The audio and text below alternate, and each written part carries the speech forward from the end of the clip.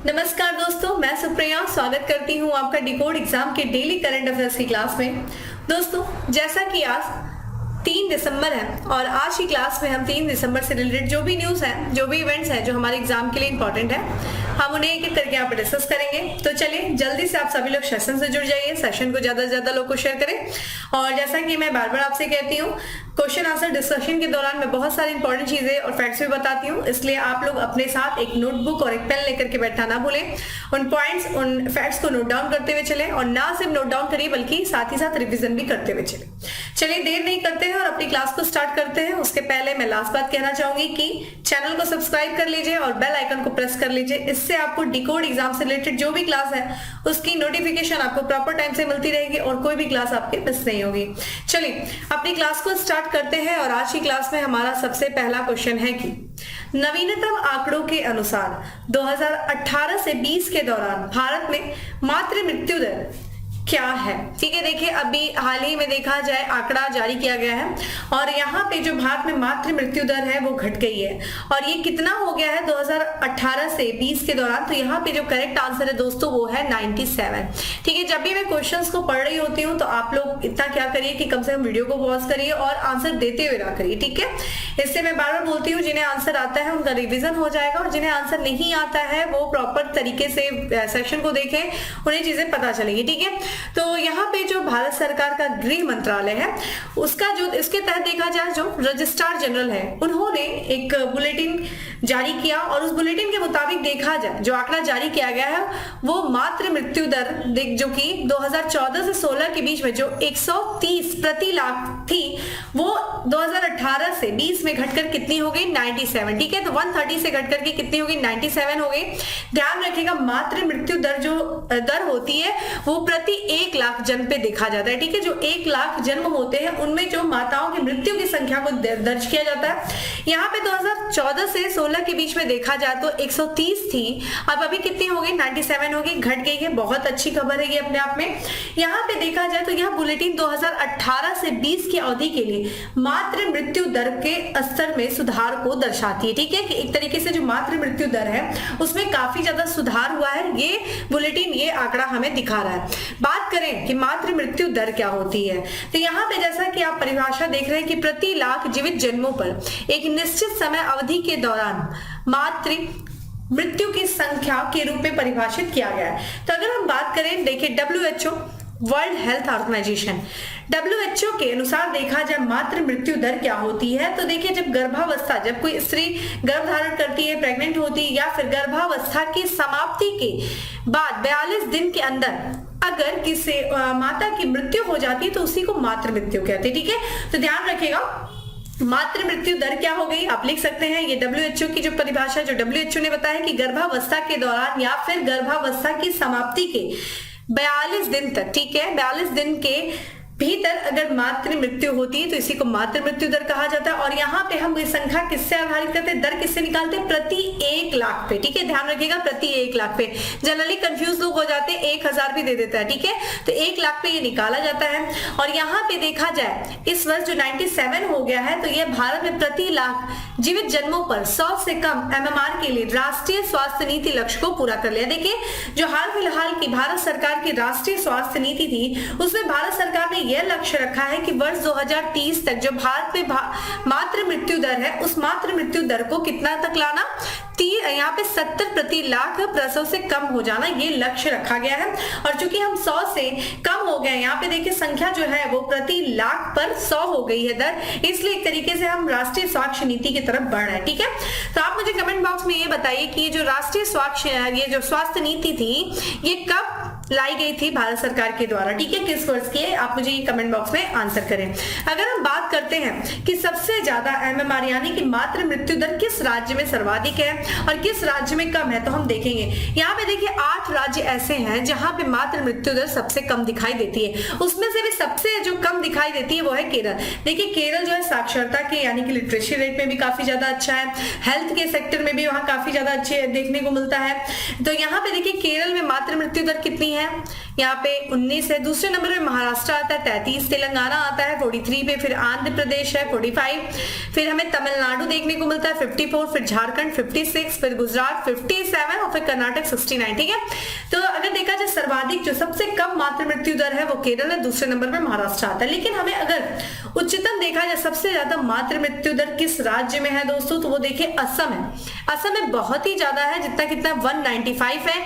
Second number पे हमें मध्य प्रदेश देखने को मिलता है 173 और थर्ड नंबर पे दोस्तों उत्तर प्रदेश है, ठीक है, 167। तो ये चीज ध्यान रखिएगा कि सबसे ज्यादा जो मातृ मृत्यु दर है वो असम में और सबसे कम केरल में देखने को मिलता है। ठीक है, बाकी हमने आपसे राष्ट्रीय स्वास्थ्य नीति के बारे में पूछा है, आप मुझे कमेंट बॉक्स में आंसर करिए, काफी अच्छा आंसर करते हैं। स्पेशली देखा जाए तो रोली जी, ए.के. वर्मा जी आप भी बहुत अच्छा आंसर करते हैं, शमशेर जी हमेशा से अच्छा आंसर करते हैं। बाकी लोग भी जो सेशन को डेली फॉलो कर रहे हैं वो भी आंसर करते रहे, ठीक है, काफी आप लोग को अच्छा लगेगा जब आप आंसर करोगे। चलिए आते हैं अपने नेक्स्ट क्वेश्चन की तरफ। हमारा अगला प्रश्न है, हाल ही में राष्ट्रीय प्रदूषण नियंत्रण दिवस कब मनाया गया? तो देखिए अभी हाल ही में राष्ट्रीय प्रदूषण नियंत्रण दिवस जो मनाया गया है वो 2 दिसंबर को मनाया गया। देखिए 2 दिसंबर को हम लोगों ने एक और भी बात किया था, एक और कंप्यूटर डे भी हम 2 दिसंबर को सेलिब्रेट करते हैं। तो देखिए हम लोगों ने कंप्यूटर डे हो गया, राष्ट्रीय प्रदूषण नियंत्रण डे भी दिवस भी हो गया, ठीक है, नेशनल पोल्यूशन कंट्रोल डे, और फिर यहाँ पे हमें 1 दिसंबर को क्या मिलता है देखने को दोस्तों, एड्स डे के बारे में हम लोगों ने बात किया था, वर्ल्ड एड्स डे के बारे में बात किया था। चलिए आइए इसके बारे में देख लेते हैं। तो भारत में देखा जाए हर साल, ठीक है, 2 दिसंबर को राष्ट्रीय प्रदूषण नियंत्रण दिवस यानी कि national pollution control day celebrate किया जाता है। ये दिन क्यों मनाया जाता है दोस्तों, जैसा कि आप सभी लोगों को पता है मध्य प्रदेश में भोपाल जो स्थान है वहां पे 1984 में देख लीजिए 2 से 3 दिसंबर एक त्रासदी हुई थी जिसे हम किस नाम से जानते हैं, भोपाल गैस त्रासदी। ठीक है, ये जो त्रासदी हुई थी जिसमें एक कंपनी थी, उस कंपनी से देखा जाए तो एक गैस निकली थी, कीटनाशक संयंत्र था, वो कंपनी थी, वहां से लगभग 45 टन का मिथाइल आइसोसाइनाइड गैस का क्या हुआ था, रिसाव हो गया था। और इस गैस के निकलने की वजह से जो वातावरण, जो हवा थी वो बहुत ज्यादा दूषित हो गई थी, जिसकी वजह से कई हजार लोगों की मृत्यु हो गई थी रातों रात। और यहाँ पे देखा जाए कई लोगों के जो है स्वास्थ्य काफी प्रभावित हुए थे। तो इस भोपाल गैस त्रासदी थी जिसमें हजारों लोगों की मौतें हो गई थी, उनको सम्मान देने के लिए, उनको याद करने के लिए इस दिन को मनाया जाता है। और ध्यान रखिएगा भोपाल गैस त्रासदी जो हुई थी 1984 में हुई थी, 2 से 3 दिसंबर को हुई थी। और यहाँ पे जो था कौन सी गैस लीक हुई थी ये ध्यान रखिएगा, मिथाइल आइसोसाइनाइड, ठीक है, ये गैस लीक हुई थी, इसलिए ये आपके लिए इंपॉर्टेंट है। ठीक है, यहाँ पे हम बात करें इस दिन को और भी देखा जाए जो मनाया जाता है तो जागरूकता फैलाने के लिए मनाया जाता है, किसके प्रति, वायु प्रदूषण से जो स्वास्थ्य को नुकसान पहुंचता है उसलिए भी, उसके प्रति लोगों को जागरूक करने के लिए भी इस दिवस को मनाया जाता है। ठीक है, आप मुझे ये बताइए ये जो कीटनाशक संयंत्र था, जो कंपनी थी वो किस देश की कंपनी थी और उसका नाम क्या था? आपसे एग्जाम में ये क्वेश्चन पूछा जा चुका है, जहां से इस गैस का रिसाव हुआ था किस देश की वो कंपनी थी और उस कंपनी का क्या नाम था जहां से मिथाइल आइसोसाइनाइड गैस का रिसाव हुआ था। ठीक है, अब बात चूंकि कर रहे हैं यहाँ पे हमने बात किया कि 2 दिसंबर को कंप्यूटर डे, 2 दिसंबर को हमें ये भी देखने को मिलता है कि राष्ट्रीय प्रदूषण नियंत्रण दिवस भी, लेकिन एक दिवस और भी मनाया जाता है यूनाइटेड नेशन के द्वारा, वो है हर साल जो है यूनाइटेड नेशन संयुक्त राष्ट्र अंतरराष्ट्रीय गुलामी उन्मूलन दिवस भी मनाता है, किस दिन, 2 दिसंबर को। ठीक है, तो यहाँ पे जो है स्लेवरी को खत्म करने के लिए international day for the abolition of slavery celebrate किया जाता है यूनाइटेड नेशन के द्वारा, ठीक है, पूरे वर्ल्ड में। तो ये ध्यान रखिएगा 2 दिसंबर को कई सारे डेज जो सेलिब्रेट किए जाते हैं वहां हम लोगों ने डिस्कस किया। आइए अगले प्रश्न की तरफ बढ़ते हैं। नेक्स्ट क्वेश्चन है हमारा कि निम्नलिखित में से किस राज्य में 23वां हॉर्नबिल फेस्टिवल शुरू हुआ? ठीक है, हॉर्नबिल फेस्टिवल जो कि एक पक्षी का नाम है और उसी को सम्मान देने के लिए ये हॉर्नबिल फेस्टिवल जो है मनाया जाता है। और इस वर्ष 23वां ये है, ये किस राज्य में मनाया गया दोस्तों? तो नागालैंड में से मनाया गया। आइए इसके बारे में बात करते हैं, मनाया जा रहा है, इसका आयोजन किया जा रहा है। तो नागालैंड में 23वां हॉर्नबिल फेस्टिवल का आयोजन किया जा रहा है। 1 तारीख से ये फेस्टिवल या जो ये महोत्सव वो शुरू हुआ है 1 दिसंबर से और ये 10 दिसंबर तक चलेगा। ठीक है, और ये नागा हेरिटेज विलेज किसामा में इसको शुरुआत की गई है इस महोत्सव की। इस महोत्सव की बात करें तो उद्घाटन समारोह में जो भारत के उपराष्ट्रपति हैं जगदीप धनखड़ ये मुख्य अतिथि के रूप में उपस्थित हुए थे। और अतिथि की बात करें तो यहाँ पे जो मुख्य अतिथि थे, देखिए ध्यान रखिएगा, उपराष्ट्रपति जगदीप धनखड़ है। और अगर बात करें मुख्य मेजबान कौन रहा है महोत्सव का, तो जो नागालैंड के राज्यपाल है प्रोफेसर जगदीश मुखी वो मुख्य मेजबान थे। और मेजबान देखिए जो मुख्यमंत्री है नागालैंड के नेफ्यू रियो वो मेजबान थे। ठीक है, अगर हम इस फेस्टिवल के बारे में बात करें, इस महोत्सव के बारे में, तो इस महोत्सव का जो आधिकारिक मीडिया पार्टनर है वो जियो है। ध्यान रखिएगा, जियो जो है वो आधिकारिक मीडिया पार्टनर है।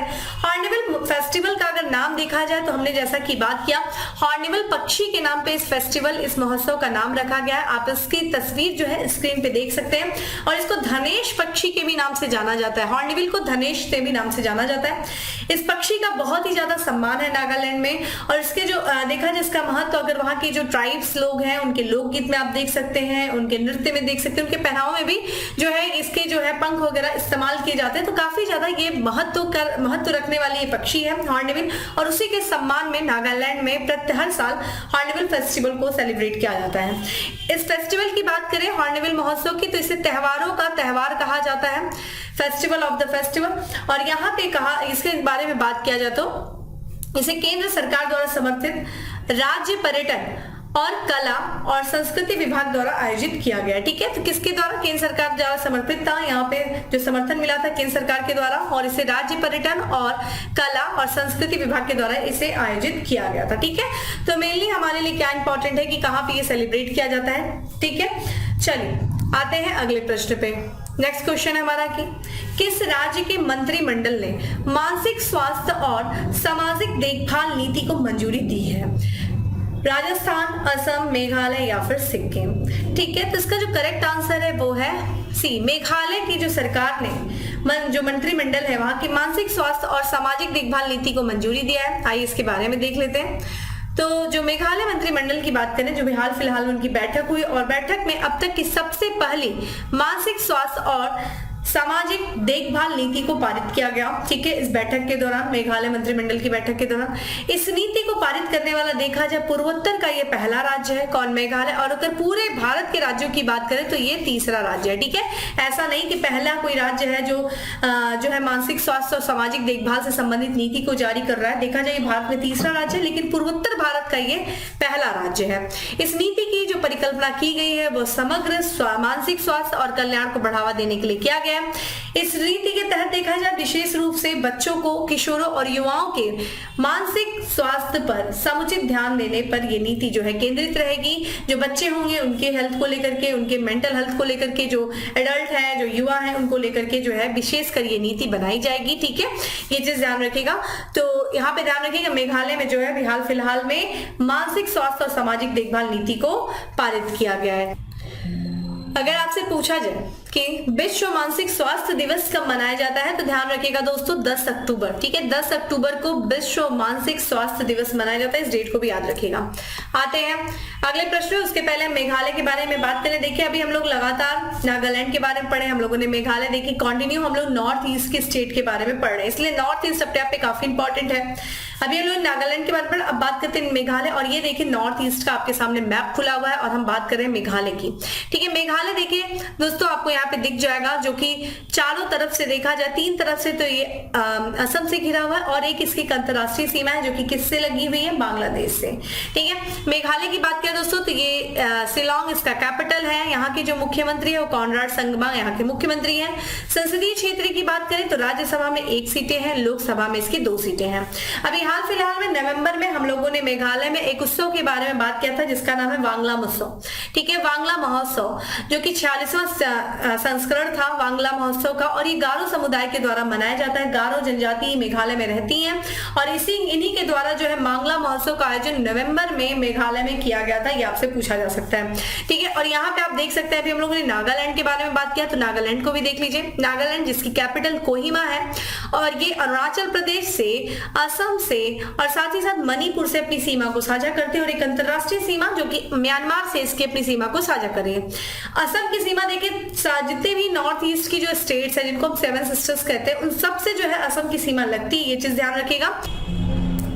चलिए नेक्स्ट क्वेश्चन की तरफ बढ़ते हैं। नेक्स्ट क्वेश्चन है हमारा कि हाल ही में किस संस्था, सरकार या आयोग द्वारा हिमालय याक को फूड एनिमल के रूप में मंजूरी दे दी गई है?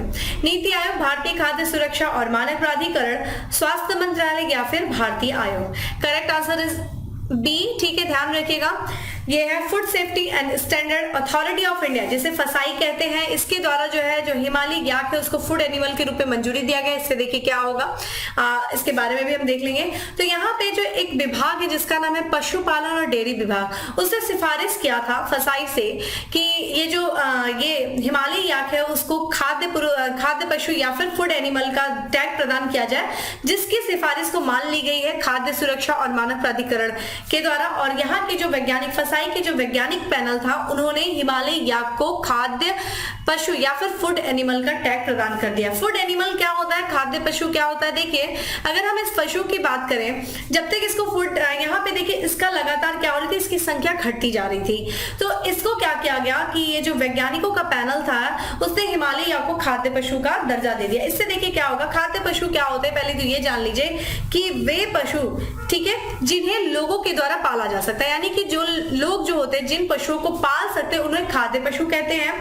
ठीक है, यहाँ पे बात करें, इनका जो इस्तेमाल होता है वो खाद्य उत्पादन में किया जा सकता है, जीवन यापन में किया जा सकता है। खाद्य उत्पादन यानी कि इनसे हम बहुत सारे, इनका मांस का इस्तेमाल किया जा सकता है, इनके जो ये जो दूध देते हैं उसका इस्तेमाल किया जाता है, एक तरीके से आर्थिक रूप से भी, ठीक है, जीवन यापन के लिए भी इनका इस्तेमाल किया जा सकता है। और दूसरा देखा जाए खाद्य उत्पादन के रूप में भी इन पशुओं का इस्तेमाल किया जा सकता है। यही क्या है, खाद्य पशु है। ठीक है, अब इससे क्या होगा, इसके जब ये खाद्य पशु का जब इसे टैग मिल जाएगा हिमालयी याक को, तो इससे क्या होगा, इसे पारंपरिक दूध और मांस उद्योग का हिस्सा बना देंगे इससे। ठीक है, जिससे कि अधिक ऊंचाई हैबिटेट वाले इसे गौ जातीय जानवर की आबादी में आ रही गिरावट को रोकने में मदद मिलने की उम्मीद है।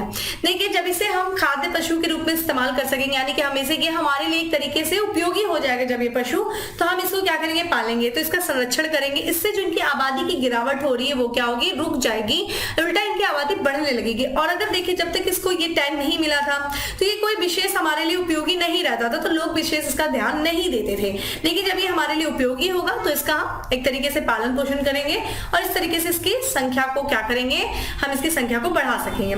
फसाई की मान्यता से देखिए क्या फायदा होगा, किसानों को याक को आर्थिक रूप में पालने में मदद मिलेगी। बिल्कुल इनका कई तरीके से इस्तेमाल कर सकेंगे ये, और किसानों और खाद्य प्रोसेसर दोनों के लिए आर्थिक लाभ के कई रास्ते खुल जाएंगे। ठीक है, एनआरसीवाई की बात देखा जाए तो इन्होंने शोध जो किया था, शोध में ये पता चला कि जो याक का दूध होता है वो बहुत ही अत्यधिक पौष्टिक होता है, वसा से भरपूर होता है और इसमें बहुत तरीके की जो है खनिज युक्त और औषधि महत्व की चीजें तत्व इसमें पाए जाते हैं याक के दूध में। तो एक तरीके से ये बहुत ही अच्छा रहेगा। ठीक है, तो एक तरीके से किसानों को ये आर्थिक लाभ देगा, खाद्य प्रोसेसरों का भी एक तरीके से इसमें काफी ज्यादा लाभ रहेगा।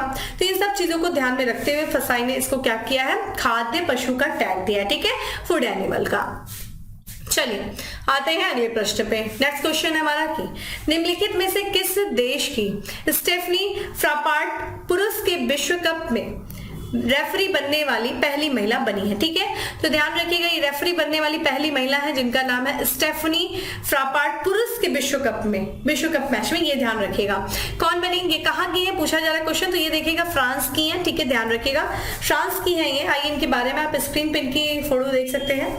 ठीक है, तो ये फ्रांस की है ये स्टेफनी, और इनको देखा जाए तो 2 दिसंबर 2022 को पुरुषों के विश्व कप मैच में रेफरी बनने वाली ये पहली महिला बनी है।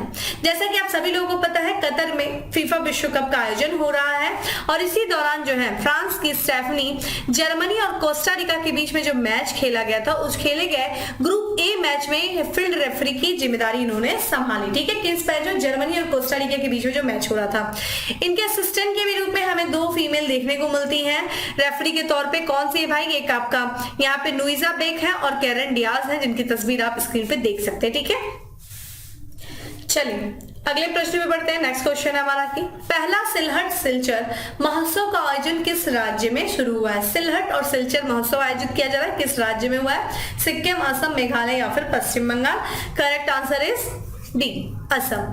ठीक है, यहाँ पे ध्यान रखिएगा ये जो पहला सिलहट सिलचर महोत्सव जिसका आयोजन 2 दिसंबर को असम की बराक घाटी में शुरू हुआ है। ठीक है, जो कि किसका जश्न मनाना है ये इसमें महोत्सव में, तो ये भारत और बांग्लादेश के पड़ोसी क्षेत्रों के बीच जो घनिष्ठ सांस्कृतिक संबंध है उसके जश्न मनाने के लिए इस महोत्सव का आयोजन किया जा रहा है। और ये अपने आप में पहला, जैसा कि आप जानते हैं भारत इस वर्ष 75वीं स्वतंत्रता अपना दिवस सेलिब्रेट कर रहा है, आजादी का महोत्सव। वहीं देखा जाए जो यहाँ पे जो पाकिस्तान से अलग होकर के बांग्लादेश एक स्वतंत्र देश बना था, उसकी इस साल वो 50वीं वर्षगांठ जो है वो मना रहा है। और इन सबको ध्यान में रखते हुए दोनों देश ने पहला सिलहट सिलचर महोत्सव का आयोजन किया। कहा? असम की बराक घाटी में। महोत्सव का जो आयोजन किया जा रहा है वो ध्यान रखिएगा इंडिया फाउंडेशन के द्वारा।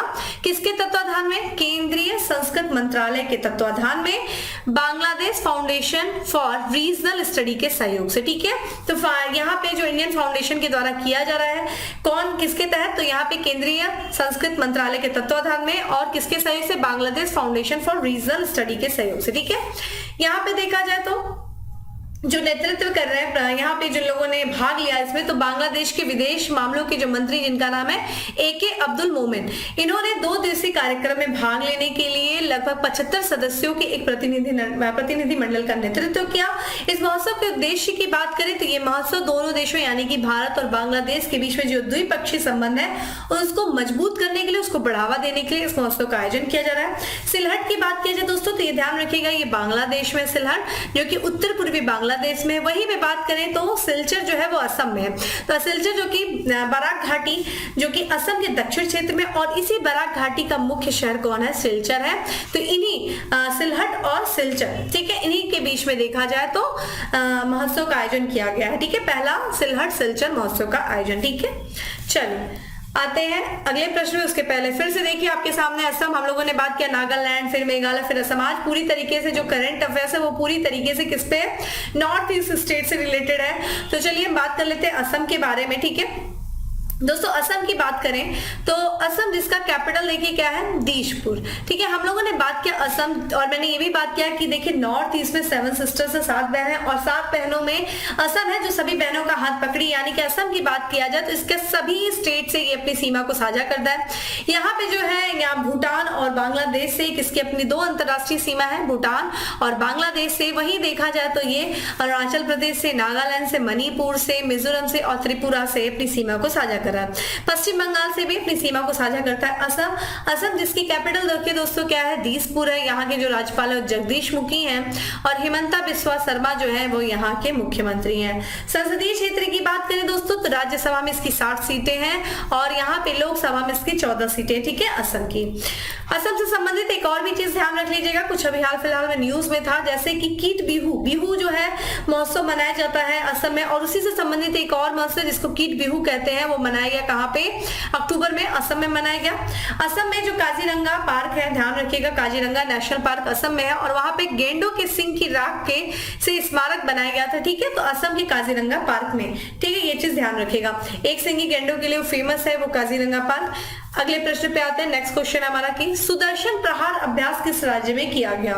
तो करेक्ट आंसर इज सी। ठीक है, राजस्थान में जो है सुदर्शन प्रहार अभ्यास का आयोजन किया गया। तो ये चीज ध्यान रखिएगा, 29 नवंबर 2022 को सुदर्शन प्रहार अभ्यास का आयोजन किया गया। किसके द्वारा? भारतीय सेना के द्वारा। ठीक है, तो भारतीय सेना ने राजस्थान के रेगिस्तान में सुदर्शन चक्र कोर के द्वारा, ठीक है, जो भारतीय सेना का सुदर्शन चक्र कोर है उसी ने सुदर्शन प्रहार अभ्यास का आयोजन किया। और इस आयोजन के दौरान देखा जाए, इस अभ्यास के दौरान सुरक्षा बलों के एकीकरण और नई युद्ध शक्ति में तालमेल बढ़ाने पर ध्यान दिया गया। इसी के साथ साथ अभी देखा जाए कि भारत और सिंगापुर के बीच में भी एक अभ्यास हुआ था 13 नवंबर से लेकर के 3 दिसंबर के बीच में, यानी कि इस अभ्यास के आज समापन है। कहां पे? देवलाली, जो कि कहां पे दोस्तों? महाराष्ट्र में, और वहां पे भारत और सिंगापुर के बीच में अग्नि वॉरियर अभ्यास का आयोजन चल रहा है। ठीक है, तो इस अग्नि वॉरियर अभ्यास जो कि भारत और सिंगापुर के बीच में आयोजित किया जा रहा है देवलाली में, और ये महाराष्ट्र में है, और इसका आज जो है आखिरी दिन यानी कि 3 दिसंबर तक इसका समापन है।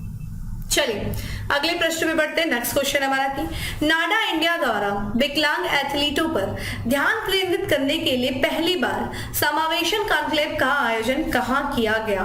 नई दिल्ली, हैदराबाद, चेन्नई या फिर Mumbai? Correct answer is a है। ठीक है, नई दिल्ली में जो है ये नाडा इंडिया के द्वारा जो विकलांग एथलीट पर ध्यान केंद्रित करने के लिए पहला समावेशन कॉन्क्लेव का आयोजन किया गया, ध्यान रखिएगा।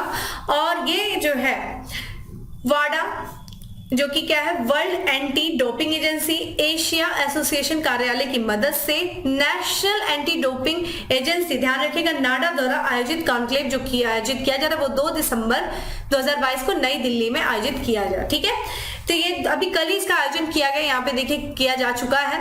और ये किसके किसके द्वारा, तो यहाँ पे जो है नाडा के द्वारा इसका आयोजन किया जा रहा है। किसके सहयोग से, वाडा के द्वारा। वाडा यानी कि वर्ल्ड एंटी डोपिंग एजेंसी, और की जो एशिया ओशिनिया कार्यालय है उन्हीं के सहयोग से नाडा कर रहा है। नाडा यानी कि नेशनल एंटी डोपिंग एजेंसी, ये सबका फुल फॉर्म ध्यान रखिएगा, यहाँ से क्वेश्चन पूछे जाते हैं। और इन्हीं के सहयोग से नई दिल्ली में इसका आयोजन किया जा रहा है, 2 दिसंबर को किया गया। उद्देश्य क्या है, यहाँ पे जो विकलांग एथलीट के लिए डोपिंग रोधी शिक्षा और प्रक्रिया पर ध्यान केंद्रित करने के लिए। ठीक है, अगर हम बात करें जो कॉन्क्लेव में देखा जाए तो एंटी डोपिंग पर एक नीति और कानूनी ढांचा विकसित करने के साथ साथ विकलांग एथलीटों को डोपिंग रोधी प्रक्रिया और नियंत्रण पर शिक्षित करने पर ध्यान केंद्रित किया गया इस सम्मेलन के दौरान। ठीक है, चूंकि हम बात करें नाडा यानी कि राष्ट्रीय डोपिंग रोधी agency, national anti doping agency के बारे में बात करें तो उसकी स्थापना हुई थी 24 नवंबर 2005 को। किस मंत्रालय के तहत, तो केंद्रीय युवा मामले और खेल मंत्रालय के तहत। यहाँ की जो वर्तमान में महानिदेशक है वो ऋतु सेन जो है वो यहाँ की वर्तमान निदेशक है। और मुख्यालय की बात की जाए तो नई दिल्ली इसका मुख्यालय। ठीक है, ध्यान रखिएगा नाडा। चलिए लास्ट क्वेश्चन की तरफ बढ़ते हैं। हमारा नेक्स्ट क्वेश्चन है, निम्नलिखित में से किस देश में नेत्रहीनों के लिए तीसरा T20 विश्व कप क्रिकेट टूर्नामेंट आयोजित किया जाएगा। ठीक है, ये तीसरा T20 विश्व कप है जो कि जो नेत्रहीन खिलाड़ी है उनके द्वारा खेला जाएगा। और ये तीसरा T20 विश्व कप क्रिकेट टूर्नामेंट है जिसका आयोजन, ध्यान रखिएगा, भारत में किया जा रहा है। ठीक है, आइए इसके बारे में देख लेते हैं। तो जो नेत्रहीनों के लिए तीसरा T20 विश्व कप क्रिकेट विश्व कप है उसका जो आयोजन भारत में किया जा रहा है। और ये खेल जो है शुरुआत होगी, ये 5 दिसंबर से शुरू होगा और 17 दिसंबर तक चलेगा। इस विश्व कप में देखा जाए कौन कौन से देश भाग ले रहे हैं, यानी कि नेत्रहीनों के लिए जो तीसरा T20 विश्व कप क्रिकेट टूर्नामेंट है इसमें ऑस्ट्रेलिया, बांग्लादेश, नेपाल, पाकिस्तान, दक्षिण अफ्रीका, श्रीलंका और भारत, ये देश भाग ले रहे हैं। इस वर्ल्ड कप का जो उद्घाटन किया जाएगा, जैसा कि हमने बात किया 5 दिसंबर को होगा, तो इसका जो उद्घाटन होगा वो गुड़गांव के ताऊ देवीलाल इंडोर स्टेडियम में इसका उद्घाटन किया जाएगा। और ध्यान रखिएगा इस T20 विश्व कप क्रिकेट टूर्नामेंट जो कि नेत्रहीनों के लिए है, इस टूर्नामेंट के जो ब्रांड एम्बेसडर है वो है युवराज सिंह। ठीक है, जो कि पूर्व बल्लेबाज रहे हैं और युवराज सिंह टूर्नामेंट के ब्रांड एम्बेसडर है, ये हम लोगों ने पहले भी डिस्कस किया है। ठीक, चलिए अब बात करते हैं फैक्ट्स ऑफ द डे की। और आज के हमारा सबसे पहला फैक्ट है कि हाल ही में अमेरिका में द एमिनिस्ट्री ऑफ पीस अवार्ड से सम्मानित किया गया। किसे? श्री श्री रविशंकर जी को। ठीक है, श्री श्री रविशंकर जी को द एमिनिस्ट्री ऑफ पीस अवार्ड से सम्मानित किया गया। कहा? अमेरिका में। चीन के पूर्व राष्ट्रपति थे जिनका भी हाल ही में निधन हो गया, उनका नाम है जियांग जेमिनी। ठीक है, जियांग जेमिनी जो कि चीन के पूर्व राष्ट्रपति थे, इनका हाल ही में निधन हो गया। वर्तमान में चीन के जो राष्ट्रपति उनका नाम है शी जिनपिंग। ठीक है, राजस्व सचिव के रूप में हाल फिलहाल में किसने कार्यभार संभाला? तो संजय मल्होत्रा। ठीक है, संजय मल्होत्रा जी जो है वो राजस्व सचिव बने हैं। वही बात करें मरियम वेबस्टर ने 2022 के लिए वर्ड ऑफ द ईयर किसे घोषित किया है? गैस लाइटनिंग को। ठीक है, गैस लाइटनिंग को वर्ड ऑफ द ईयर घोषित किया किसने? मरियम वेबस्टर ने। वही बात करें para sports person of the year का पुरस्कार किसे मिला है? तो पैरा ओलंपिक गोल्ड मेडलिस्ट है अवनी लेखेरा को। ठीक है, अवनी लेखेरा को मिला है। तो इस तरीके से था दोस्तों आज का हमारा करंट अफेयर्स, जिसके दौरान हमने काफी सारे क्वेश्चंस किए। उम्मीद है आप जो क्वेश्चन सेशन के दौरान पूछे गए उनका पूरा आंसर करेंगे। ठीक है, बाकी जो आपको डेली करंट अफेयर्स की पीडीएफ है वो आपको टेलीग्राम ग्रुप पे मिल जाएगा, जिसका लिंक आपको डिस्क्रिप्शन बॉक्स में दिया हुआ है। आप लिंक को ओपन करें और डिकोड एग्जाम के टेलीग्राम ग्रुप को ज्वाइन करें, जहां से आपको डेली पीडीएफ इसकी मिलती रहेगी। बाकी ठीक है, इसी तरीके से हम डेली करंट अफेयर्स की क्लास में मिलते रहेंगे। तब तक के लिए bye, have a good day, stay safe and stay healthy.